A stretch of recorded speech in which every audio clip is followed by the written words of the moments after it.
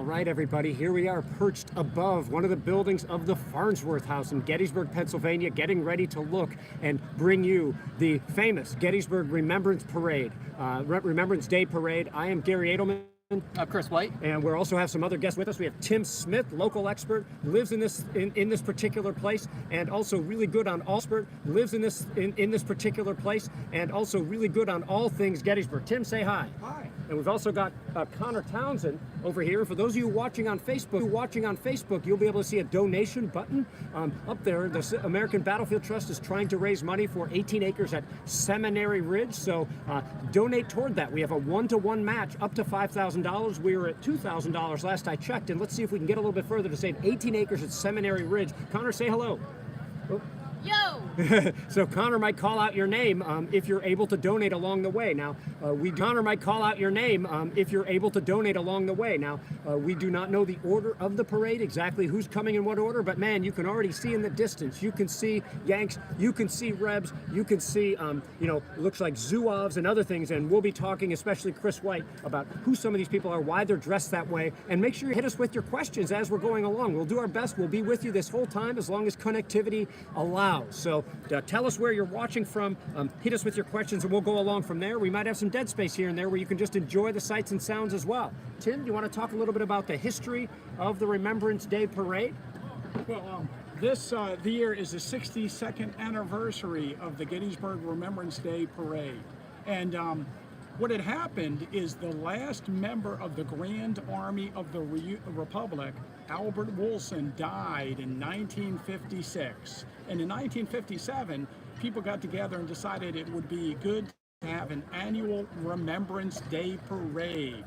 And it's grown over the years. The original parade route was from the high water mark to the Albert Wilson Monument, which you might know is only a very short distance.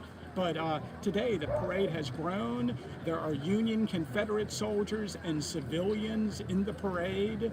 And for some people who are in the reenacting community, this is the #1 event of the year. And people just love to come to Gettysburg. There are other events that take place on the same day besides the parade we're going to see. Most of the units in this parade already had a wreath-laying ceremony, either in the National Cemetery of soldiers of the units they represent, or they had a wreath-laying ceremony at the monument for the state or volunteer regiment that they present. And it looks like they're getting ready to start, Tim. Yeah, check it out. So here comes the beginning of the parade. Man, we have people from right down the road at O'Rourke's. We have people from Atlanta, Georgia. We have our friend Joe LaFleur who likes Chris's beard. And it's about 50 degrees today as the parade actually begins. Chris? Yeah, we're kicking off today with the Sons of Union Veterans. The Sons of Union Veterans are leading the parade down here on Baltimore Street. They'll swing a right down onto Steinware Avenue, and you'll see them coming down with their band. You're going to see a lot of bands today. You're going to see a lot of flags from both sides, a lot of different flags. Most units are only going to carry 2 battle flags out onto a battlefield if you're a Union. Confederates normally had 1, some had 2. But today you're going to see a variety of flags, which will be for the military departments of the Sons of Union Veterans. You'll see Sons of Confederate Veterans. You'll see the Daughters of the Confederacy and many others. You'll also see the Legion of Dames of the Loyal Legion of Dames right in front of us right now, which is a pretty awesome name. And then you'll see the color guards in mass coming down through here as they start to make their turn, marching right now in a columns of 4. Some of them are going to switch into a column of company, and we'll talk about that a little bit later. That's great. So, I mean, you see all these units coming down here. A lot of you on our Facebook page know us better than those of you watching live on YouTube right now. We're the American Battlefield Trust, and we're live in Gettysburg showing you the Remembrance Day Parade. If you're watching on Facebook, you might see a donate button there to help us save 18 acres at Seminary Ridge here at Gettysburg. It's a $3.5 million property, but today we're trying to raise $10,000, $5,000 from you all watching. We're already above $2,000, and then another $5,000 from a generous donor who is matching your donations 1-to-1 up to $10,000. And just check this out, Chris. So what we have here, we have some civilians marching in here as well, because this parade is not just put on by one military unit. Everybody's coming from across the country, right? Yeah, everyone's coming in from across the country. Right now we'll see some of the ladies who are the auxiliary to the Sons of Union Veterans veterans, their Jenny Wade camp here in Gettysburg. But after the war, the veterans on both sides get together. They're going to start creating these fraternal organizations, kind of like they did after the American Revolution, where they had the Society of the Cincinnati. If you were an officer who served, you could become a member of the Society of the Cincinnati. The American Civil War has the Sons of Union Veterans, or the Grand Army of the Republic, which is going to put together the Union Army posts. There's almost 7,000 of these posts around the United States, down into South America, up into Canada. They're all over the place. Allegheny County, which is out where Pittsburgh sits, had 34 posts alone, and you can actually still go visit one in the Andrew Carnegie Library out there. So these are folks who are still active. You had the veterans who have obviously died off, but now you have their descendants coming out here to honor their ancestors. I think that's cool. I want to make sure we talk later about why people do this, not just at this parade, but throughout the year. They spend a lot of time and money in order to do this thing. So we'll talk later about why this is important. But for now, let me say, hey, Cheryl, I see you're probably watching right up the road at the excellent Gettysburg Museum of History. And I really want to thank the Farnsworth House Tavern. There's a restaurant here. There's a bookstore. There's excellent food, and you can get Civil War food here. Yankee pot roast, goober pea soup, and I bet you that sounds good to many of you who are out in the cold watching the parade actually today. And it might be hard for us to talk over some of the bands, and maybe you don't want us to. So for now, let me just say hello again to some of our friends. Shelley Liebler, somebody says, who doesn't love a parade? I agree with you. Gary's family is there. Not me, Gary. There's a single art Gary watching. Someone's watching from Panama City, Florida. Someone says we should adjust the camera for a better view. If only you could see what we have right below the camera, and it is all of the snow from this forecast down here, so we're getting the best view that we can, and we wish you were here as well. And somebody's asking too, how many reenactors are there today? I'm not sure if we have a number. I don't think we know until the parade actually happens. But I'm going to go somewhere between 1 and 70,000. Chris, do you agree? I would put it as high as 2 million, but I'm not 100% sure today. We really just don't know. We won't know. Somebody's asking, I think it's a great question. Carol's asking, are Confederate soldiers remembered there today? Absolutely. In fact, I can see some of them off in the distance, and I never exactly know how they're going to march. Last year there was a group of Confederates, then the Yankees, and then more Confederates, so we'll see them as we come. If you join when we're only watching the Confederates and wondering about the Yankees, just know that you can go back and watch any part of this video later. It will be on YouTube and on Facebook as well as we go along. And what are we seeing here, Chris? Yeah, we're actually seeing a lot of the artillery marching along right now. You'll see the red chevrons of the artillery. This is a Battery B, it looks like, of the Battery K and Battery B of the 1st U.S. Artillery. As they're coming down the road, you'll see them with the drawn sabers. A lot of the artillery are issued with sabers as the war starts, but then they start to get rid of them because they realize that they're a hindrance to them out on the field. We have more units coming down here. If you're noticing, as the units start to turn onto Baltimore Street, they're in a column of 4s. They're going to go by files left, and it's basically a short wheel that they'll make to change the head of the column as they march down the road.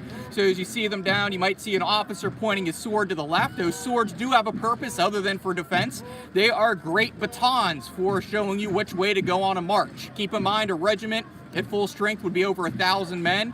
So if you're at the rear of the column and you're seeing all the officers pointing their swords to the left or to the right, you know that the head of the column is about to make a turn, right or left. So they actually do have a purpose, though most people don't think officers actually have a purpose. Just a little reenactor humor. And not only do we have people in the parade from all over the country and from different countries. Right now we have Ireland, Copenhagen, and Philadelphia watching. We've already seen Atlanta, Pennsylvania, Maryland, Virginia, and I think I saw Montana in there. And we're trying to get the names right, but we can see that some of you all have already begun to donate toward our Seminary Ridge donation. Those of you on Facebook see a donation button. And let me shut up for a second because I see some more colorful guys coming up here, and I'm looking for one particular friend we'll look for, but who might that be? What are those uniforms all about? The uniforms down in front of us, you're looking at the 14th Brooklyn, also known as the 84th New York. They would have fought up in the area of the railroad cut on the first day here at Gettysburg. This unit is a very colorful unit. They are of the Zouave dress, coming from the Crimean War, the Algerian campaigns of French as well. So these guys are very colorful. They stand out on a battlefield. And as they're marching down the street, you'll notice that they're going to halt, and now they're going to form into a company front, which is basically a battle line. Their colors will go to the front, their flag, their colors, they go to the front. You notice they're anywhere between 3 and 6 paces to the front. If you ever wonder why a color bearer will be shot down left and right in the American Civil War, these guys are out in front of their lines. They're carrying a big target. And unfortunately, they are going to be the aim of many Confederate and Union soldiers. And look, we want to make sure that you noticed you have Abraham Lincoln waving to you. It looks like we have Ulysses S. Grant as a 3 or 4 star, and Robert E. Lee as well. And I think this parade is great for that reason. It is not just one side represented as we go along. We've also got people from York, England. I'm happy to see a bunch of our other friends as we go along here. Pittsburgh, Pennsylvania, North Carolina, Great Bend, Kansas, and of course Zanesville, Ohio. Don Nudie, you always join us. Oklahoma as well. And we've already had some people start to donate, so look for that donate button. We'll try to find your names and call those out right here. This looks like a slightly larger unit here, but we don't have a list of This is the Mifflin Guard who's approaching us right now. All right. I can see this is one of my reenacting units. So a lot of the reenactors come together. They are going to actually come together from all walks of life. There's a gentleman right in front of us who's a University of Pennsylvania professor who is carrying a guide on. He's a sergeant named Scott Washburn. He used to be the colonel of the Mifflin Guard. And they are one of the premier reenacting units in the United States. And you notice they'll have companies come across the United States too. Gettysburg and friends from afar will come together, create companies, and this is the only time they see each other is when they come out here. It's a lot of great camaraderie. All right, hi there everyone. This is Connor from the American Battlefield Trust. I want to say a special thank you to a few people who have donated. Thank you to Wayne, Shelley, and Shelley. Thank you. And it looks like we're up to $155. That's matched 1-to-1, so we're over $300. And whether you're donating or not, work to share this with your friends if you can. This is the type of parade, I think the type of display where we are remembering. And we're remembering North and South, and people are really taking of their time and choosing to come here and do this. For those of you who don't know the American Battlefield Trust that well yet, we are a land preservation group. We do 2 things. We build parks and tell stories. The parks are the hallowed grounds, the battlefields where the United States was created and defined, and the stories we tell are one of the greatest stories ever told about American history here. Who do we have here there? So we have another mixture of Zouave units man, it's here. Patrick Schroeder right in the middle, I think. Yeah, it's going to be a mixture of the 5th New York Zouaves, who have the 146th New York and the 140th New York. Again, these guys are wearing turbans on their heads. They're not great to keep the sun out of your eyes, but they will keep the heat on your head as you're marching around. So they have the very baggy pants. I always describe them as wearing the MC Hammer pants from the early 90s. These guys are absolutely going to stick out like a sore thumb on any battlefield. Out in the wilderness on May 5th, 1864, they will open the battle there at 2nd Manassas. They will hear the 5th New York and 10th New York Zouaves fighting down on August 30th. They're going to see a lot of action. Thought as elite units out on the fields. Now, I'm going to bring Chris back in a second, but let me just say that, for those of you just joining us, you're seeing a lot of Union soldiers or Federal soldiers or Yankee soldiers or Blue Coat soldiers. There will be Confederate or Rebs or Southerners coming along before too long, so stick with it. In fact, as long as you do so in a respectful manner, sound out about, which units you might like along the way. Last year, I'll tell you what, a lot more people shared and watched our Confederate portion of the video than the Union portion of the video. So let's see what happens today, as long as you're respectful to one another, just like those in the parade are being. Now, Chris, they don't just learn this overnight. They put real work into marching this way, right? Yeah, absolutely. Throughout the year, many of the units get together for winter encampments. They have drills. They're also going to have battalion drills, meaning they're going to bring in a bunch of units together and march around like a regiment would. These are small units that all come together to form these larger reenactor bands. And right below us is an actual band. There's no pun intended with that one. These are sometimes professional musicians, sometimes they're just amateur musicians who love to come out here. They put a lot of time and effort into their craft, into each one of their uniforms. They cost thousands of dollars. And keep in mind, when you talk about reenacting, this is an expensive hobby. A lot of people are upset because a lot of folks are getting older in the hobby and they think people are less interested in the Civil War. That's not always true. It is prohibitively expensive to become a reenactor. Yes, and I'd like to welcome one particular watcher, Dan Davis, who works at the American Battlefield Trust with Chris Connor and I, and just doing a great job with us. So hello, Dan, as we go along. I've seen some reenactors commenting in. Somebody's reenacting with the 28th Georgia and the 123rd New York. You see, I know scores of people that reenact actually on both sides, which is really interesting, and I'm a big fan of the Liberty Rifles, who regularly take on particular units and go a little bit hardcore sometimes with them. In the reenactor world, we call them cross-dressers.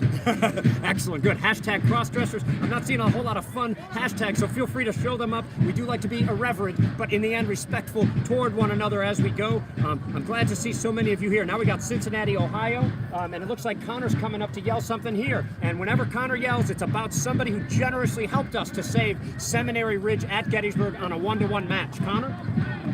Hello, everyone. We are now up to $250 towards Seminary Ridge, and I want to give a shout out to Don, John, David, Don again, Shelly, Wayne, May, John, Stefani, and Kevin. Thank you, guys. All right, good. And if we're at $250, since our generous donor is matching that, that's $500. And given that we already raised $2,000 this morning, we're halfway to our goal now of $5,000 for this day. So whether you're donating or not, please share this with your friends so they can enjoy and see this parade as well. Now, sometimes you do see, Chris, a preponderance of officers in these units where there's, 2 generals, 3 colonels, 4 majors, 5 lieutenants, and then 5 privates or something like that. Why is that, Chris? Well, yeah, right now we're seeing General Meade. You may have seen an eagle with a laurel wreath around his flag with the laurel wreath and the eagle. That is for General George Gordon Meade, commander of the Army of the Potomac here.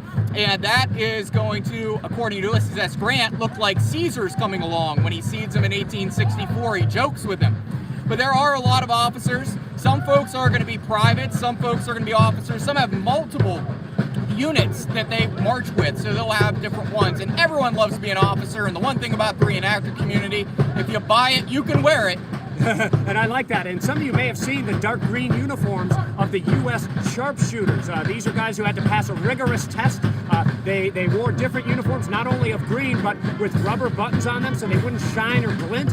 They were meant for stealth. Call it early camouflage if you'd like to, although some people disagree with that. So you're seeing all kinds of different units. And man, look at the parade is never ending. I can see them snaking down in the distance with the flags fluttering. Just imagine what this must have been like during and after the Civil War with the actual veterans and the actual soldiers actually doing this. And I hope that for some of you, you're getting a little glimpse of that. Sure, these aren't the actual soldiers. Sure, some of them are older and there's more officers than privates in some cases, but I hope that you can get little glimpses into history. And if you look off in the distance, you can see more of Berdan's Sharpshooters coming up.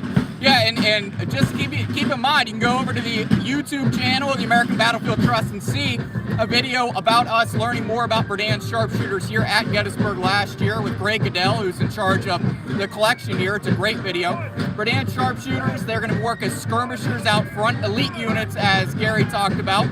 And we'll talk a little bit about the marching formations here and how they worked on the battlefield. Tim Smith has something to add in here. We'll talk a little bit more about how you move across the battlefield and the reason you march in the way you do. Well, I was just going to add that some of the units that we saw pass were actually descendants units. Like the descendants of the 88th Pennsylvania were made up of people who had relatives that served in that unit during the war. I think that's important to add. Some of the people in the parade are honoring their specific relative that actually served during the American Civil War. Yeah, and as you see some of the guys coming down through, you might see some bucktails. Those are the Pennsylvania bucktails. They have a piece of deer on the back of their hats, or the tops of their hats. There are 3 bucktail units here at Gettysburg. The original bucktails, the 13th Pennsylvania Reserves, or the 42nd Pennsylvania Infantry. If you're looking to take the guide test, keep in mind their Colonel Charles Taylor is the youngest colonel in the Union to fall here at Gettysburg. Then you're going to have the 149th and 150th, known as the bogus bucktails. They're the original bucktails. They fight up on the first day field near where we're trying to save that land on Seminary Ridge. So here, of course, we have you might notice there's a lot of women in the parade, and these ladies are either portraying civilians during the Civil War in their civilian garb, or they're ladies' aid organizations or hospital organizations. There were organizations that helped the soldiers during the war, such as the United States Christian Commission, the United States Sanitary Commission, and there were nurses involved in caring for the wounded in the general hospitals, not just outside of the battlefield, but in major cities around the United States. Hunter loves the ladies. Yeah.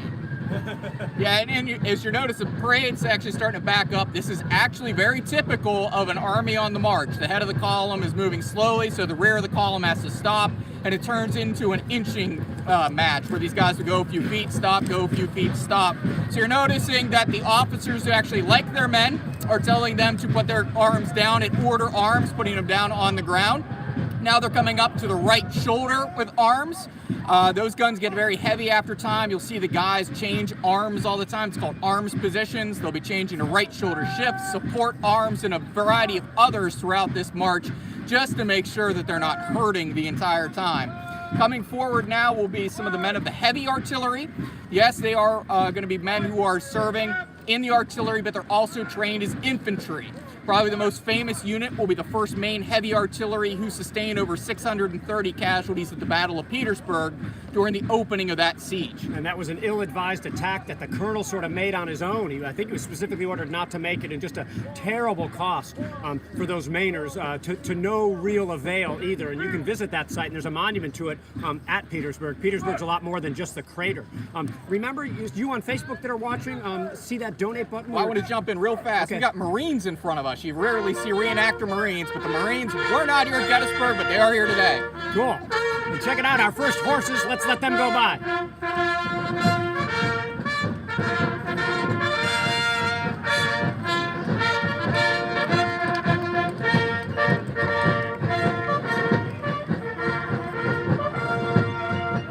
Not something you see every day. Really, really cool. So again, look for that donate button. If you're watching on YouTube, go to battlefields.org or just Google Save Seminary Ridge, and our appeal will come up and give you all the details. We have a 1-to-1 match today from a generous donor for $5,000. So we appreciate, even if you're donating $5 through Facebook, we get all of those $5, and will take us a good way toward the $3.5 million we need to raise. We're already a good way in the way there, but we need to get across the finish line. So whether you're donating, make sure you share this with your friends. I also want to again thank the Farnsworth House, at whose place we are. The Farnsworth House is a great classic place, a legend in Gettysburg, with great food, great place to stay, and an excellent bookstore. So check out the Farnsworth House right here on Baltimore Street when you're in town. Yeah, and coming down through here are the Sons of Union Veterans. They're showing them as what these men would have dressed like after the war coming down here. I can see right in front of me the Thomas Espy Post, which is down in Gettysburg, or in Pittsburgh, Pennsylvania, just outside of Pittsburgh at Carnegie. You can go there. Their room is a time capsule. The veterans shut it down after the last one died in the 1930s. They reopened it in the 70s, and it's a veritable time capsule of what these veterans collected, their memories all pulled together, and it's very interesting to see. But those are what the veterans would look like when they come here in the 1880s, 90s, and into the 1900s. And you're watching the 62nd Annual Remembrance Day Parade on YouTube and Facebook on the pages of the American Battlefield Trust. We save battlefields and educate Americans about their history early, from the Rev War on through the Civil War and beyond. Here comes Connor. It means someone's donated. We've had more than just one person donate. We have had 8 new donors. So I want to give a huge thank you to John, Don, Debbie, Brian, Sherwood, Dan, Kathy, and Frank. Thank you, guys. Yeah, and I see the American Civil War Youth March.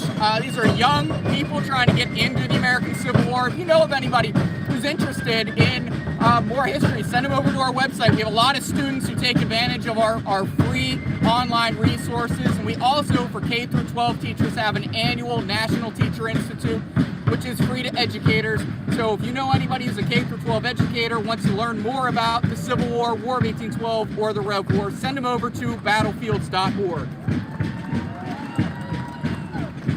And it looks like we have a change coming up here. We have our second Abraham Lincoln of the day. and then some other units coming up. Man, I love the various hats and the civilian wear. I mean, you can never discount what the civilians are doing. And here, it looks like at the head of parade, I can see Robert E. Lee below the Confederate battle flags here.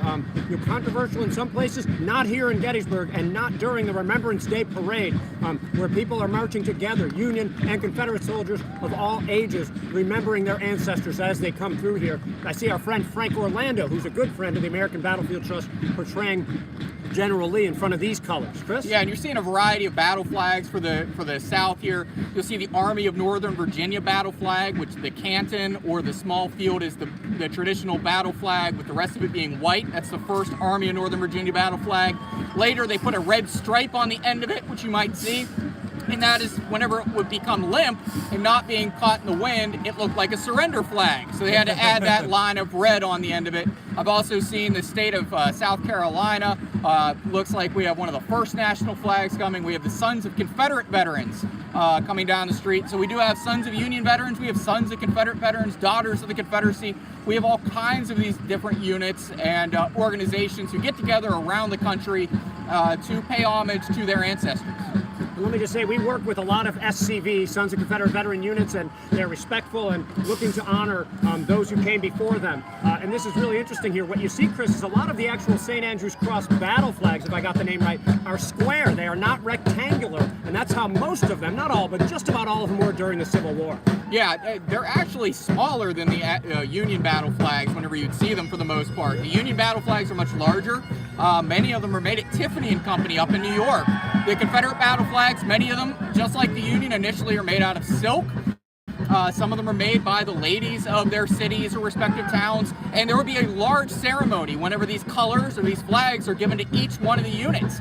There's a lot of pomp and circumstance, especially in the early war, built around the respective flags of both North and the South.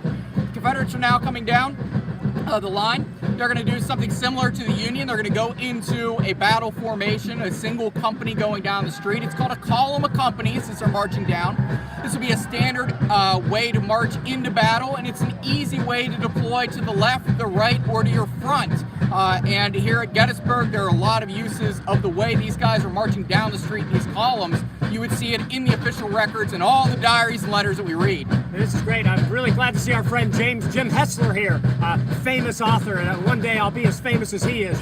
So thanks for watching here, Jim. You're with the American Battlefield Trust, and when you're watching all these Confederate soldiers marching down, or those honoring Confederate soldiers, if you think about this sort of a look with the very land we are trying to save, where North Carolinians and South Carolinians rolled over Seminary Ridge on July 1st, 1863. Those of you watching on Facebook, click that donate button if you're willing to. There's already been more than a dozen of you who have. We're more than halfway to our goal of $5,000 for the day, so share this. Donate $5 if you can, $100 if you can. I think we got a question about Remembrance Day. I'm going to bring Tim Smith up to address that. Yes, people often ask why Remembrance Day is held in November when the Battle of Gettysburg was fought during the summer. And apparently in 1957, during the first Remembrance Day, the Sons of the Union Veterans always had a meeting around the anniversary of Abraham Lincoln's Gettysburg Address. So he decided to have the Remembrance Day parade always on the Saturday closest to Lincoln's Gettysburg Address anniversary, which of course is November 19th. So it's usually held on the weekend closest to the 19th, most of the time the weekend prior to November 19th, whenever possible. So occasionally, November 19th hits on a Saturday, and then it is a real crazy mess in Gettysburg during that day. But for the reenactors that are involved in the event, during the summer, they're involved in battle reenactments and living history encampments, and they're pretty busy.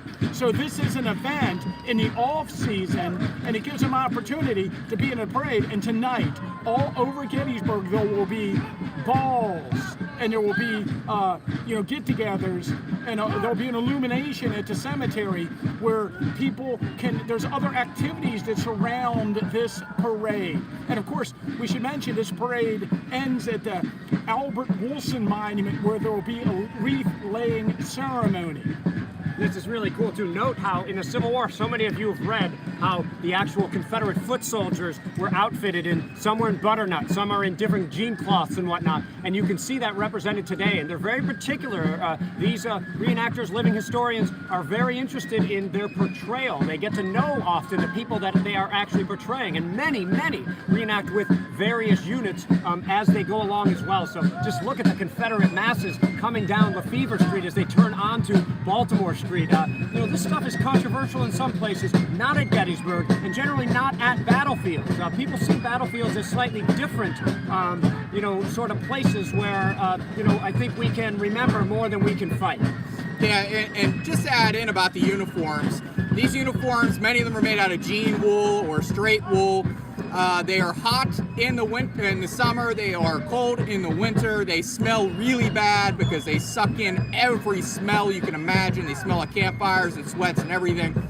So they talk about during the Civil War that you could smell an army before you could see an army. And I know reenactors that I can smell before I can see to this day. Chris, do you care to name any of them right now? No, I wouldn't say anything about Roger Doty or Doug Wilson, but We're not going to mention them. No, not at all. But it's a great point. The uniforms all are varying. In front of us, we do have some Confederate zouaves.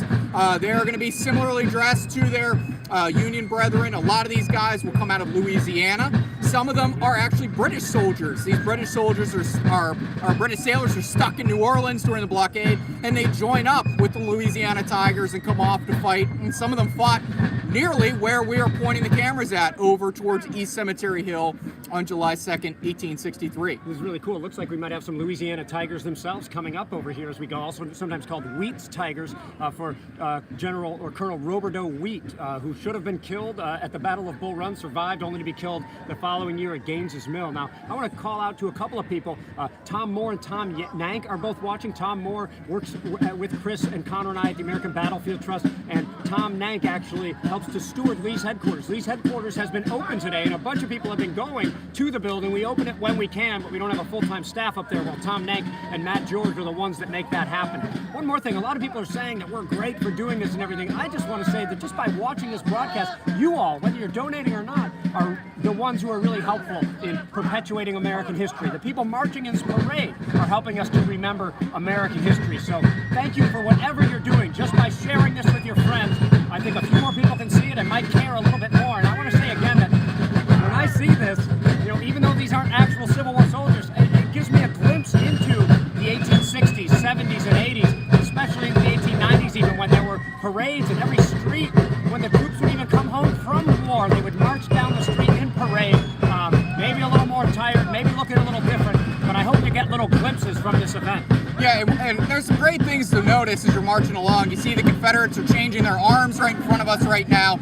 Some of them are using what we call different arms manuals. The ones in front of me right now are using Gillams, which I nicknamed Gilligan's. But there's also Scott's tactics, Hardy's tactics, and Casey's tactics. They're not all using the same style of tactics, so the guys might use or carry their guns in a different way, but they all get the job done nonetheless. But it's really interesting to see as a historian to come out and look at all the different units who are coming out here, and they're doing it just the way they would have in 1861, 2, or 3. These are guys learning. They're not professional soldiers. They're literally reading out of a book, learning how to march as soldiers, citizen soldiers.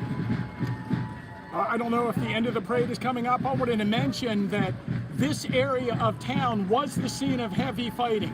In the first day's battle, the Southern Army captured the town. They occupied the edge of the town in front of us. The building in front of us to the left is the John Weinbrenner House. There were Confederate sharpshooters that occupied that building. Here's a photograph from the top of Cemetery Hill looking down into the town. And these buildings have bullet holes in them during, from the fighting to this day. And during the second day of the battle, out in front of us, directly in the view of the camera, that's where the Louisiana Tigers crossed the edge of the town and charged up the side of East Cemetery Hill. That's really cool. And I don't know if any of you caught the necessary dung that needs to be cleaned up. Can you imagine how much dung an army created? And I'm not talking about just the people, but the horses as well. I want to show you a picture as the parade has come to an end here, and I appreciate you watching, but we are standing in this building right here. It's known as the Farnsworth House or the Sweeney House, I think, during the Civil War. And this is the procession to the National Cemetery when Abraham Lincoln actually, and for those of you on YouTube, here's the house right there that we're next to right now. You know, this is them, and Abraham Lincoln is somewhere in this mass going to the National Cemetery to consecrate that, you know, and where he delivered his Gettysburg Address. Connor? Hello everyone, it's Connor back again for our last round of donations. Again, I want to say thank you to everyone who has donated. We have a few new ones here. I want to say a special thank you to David, Joe, and Charles. Because of you, we have raised our total to over $1,200. Thanks, guys. Wow, check it out. So you add that to the $2,000 we raised this morning as well. We're at $3,200, matched by our donor, that's $6,400. We can't thank you enough for everything you're doing. And I saw Dan Wambaugh among the list of some of those. Thanks for watching. He's an excellent uniform maker and has really helped out the Trust when we take kids out to the battlefield and we're able to give them Union and Confederate coats to help them reenact and learn how the soldiers marched so that more young people are interested in this. Chris? Those are our Generations events, so check everything out over at battlefields.org. We have all kinds of great things for K through 12 educators and all the general public. We have Infor videos, we have War Department videos, our battle maps. We have a little bit of everything, so be sure to check it out. Sign up for our emails. You get a lot of updates, or become, better yet, a member.